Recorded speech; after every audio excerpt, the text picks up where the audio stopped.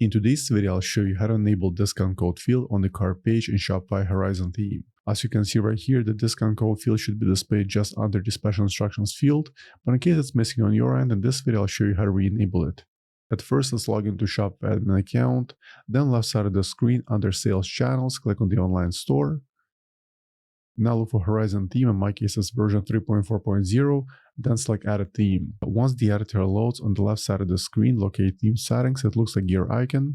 Under theme settings, scroll a bit down till you find cart settings. Under cart features, look for this option, allow discounts in cart. Go ahead and enable it, and then save the changes.